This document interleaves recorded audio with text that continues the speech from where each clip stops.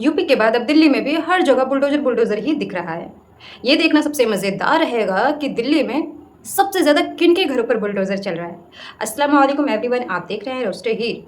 दिल्ली के शालीमार नगर, करावल नगर, दयालपुर, इन सब जगहों पे और दिल्ली की कई और जगहों पर लोगों के घरों पे बुलडोजर चलाए जा रहे हैं, ये बोल के कि आपका घर तो सरकारी ज़मीन पे है।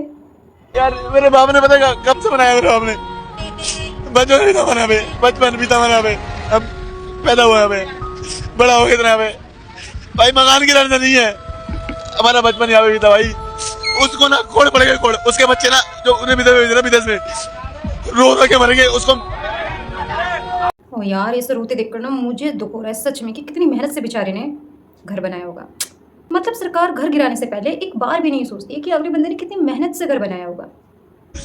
हमने उसको ना हिंदू मोहम्मद के चक्कर में बस गलती कर दी हमने, हिंदू मोहम्मद के वोट दिया उसको, हिंदू मोहम्मद के चक्कर में हमने गलती कर दी बस खाली हमने।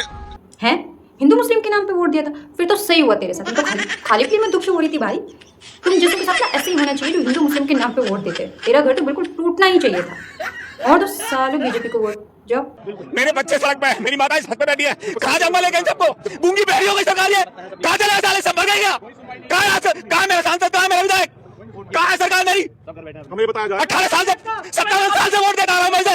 मुर्दाबाद मुर्दाबाद बीजेपी बीजेपी। कोई भी सांसद बीजेपी का या वोट में मांगने नहीं आना, अगर वो आ गया तो अपनी खैर नहीं समझेगा, ये ध्यान रखना। या तो हमें वोट देगा या वो खुद वोट लेगा।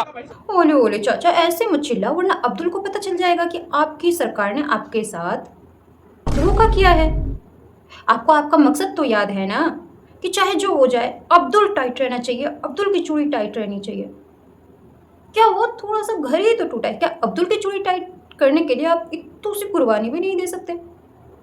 ये वही लोग हैं जब यूपी में मुसलमानों के घरों पे बुलडोजर चल रहा था तो ये लोग खुश हो रहे थे, और आज जब अपने घरों पे बुलडोजर चल रहा है तो छाती पीट पीट के रो रहे हैं। इन्होंने वोट भी सिर्फ इसीलिए बीजेपी को दिया कि मुसलमानों की चूड़ी टाइट हो सके, अब्दुल की चूड़ी टाइट हो सके।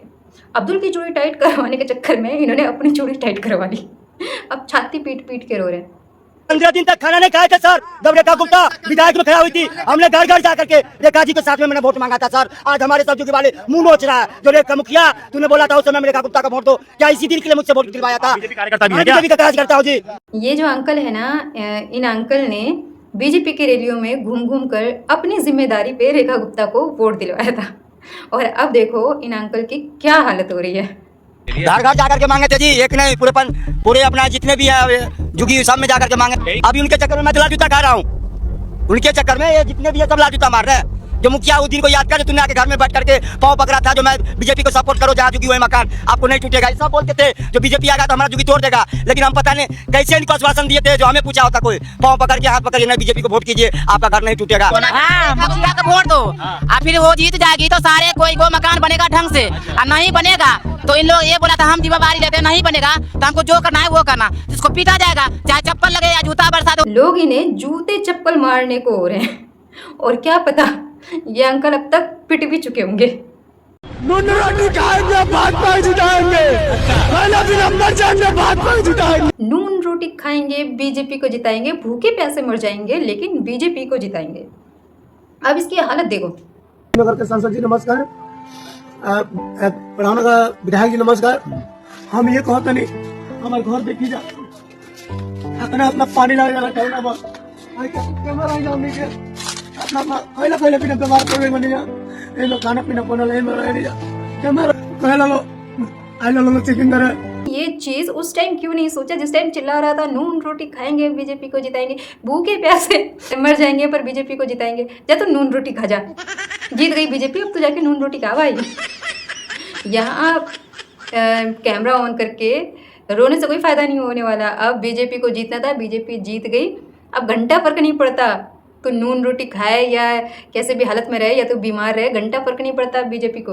या तो आराम से नून रोटी खा और सो जा। तो यार कैसे कैसे नमूने निकल कर आ रहे। ये बात इसने उस दिन नहीं सोची जिस टाइम चिल्ला रहा था कि नून रोटी खाएंगे बीजेपी को जिताएंगे, अब आके रो रहा है। इसको लग रहा था कि हम रैलियों में जाके ऐसे नारे लगाएंगे तो जो बीजेपी है हमें आके शाबाशी देगी, हम गरीब घर से आते हैं तो हमें सपोर्ट करेगी। अरे नहीं भाई, इन बीजेपी वालों के लिए गरीब इंसान जो है वो कीड़ा मकोड़ों की तरह है। राजनीति बहुत गंदी चीज होती है भाई, बहुत गंदी चीज होती है। पहले सर से छत छीनती है और फिर कंबल दे देती है और कहते हैं हमने राजनीति बड़ी विचित्र है भाई। आपने भी तो चुनाव में बहुत मेहनत किया था इसी राजनीति। भैया मेहनत किया था हमने तहे दिल से, लेकिन हमने तो नहीं सोचा था कि हमारे अपने को ही नुकसान पहुंचाएगी। अब इन लोगों को समझ आ रहा है कि राजनीति जो है वो गंदी चीज़ है, बहुत गंदी चीज़ है। जब मुसलमानों के घरों पे बुलडोजर चल रहा था तो ये लोग बहुत खुश हो रहे थे, छाती पीट पीट के खुश हो रहे थे, यही लोग मिठाइयाँ बांट रहे थे। और आज जब खुद पे बीती है तब समझ में आ रहा है कि राजनीति जो है वो गंदी चीज़ है। अब इनको समझ में आ रहा है कि घर टूटने का दर्द क्या होता है, बेघर होने का दर्द क्या होता है, अपने परिवार को बिना घर के बिना छत के इधर उधर लेकर घूमने का दर्द क्या होता है। ऐसी बहुत सारी वीडियो निकल कर आ रही है जिसमें जिन लोगों ने हिंदू मुस्लिम के नाम पर बीजेपी को वोट दिया है और भूखे प्यासे रहकर सिर्फ अब्दुल की चूड़ी टाइट करने के लिए बीजेपी को वोट दिया और लोगों से दिलवाए, उन लोगों के घरों पर पहले बुलडोजर चलाया जा रहा है। मुझे तो ये सब देखकर दुख भी हो रहा है और हंसी भी आ रही है।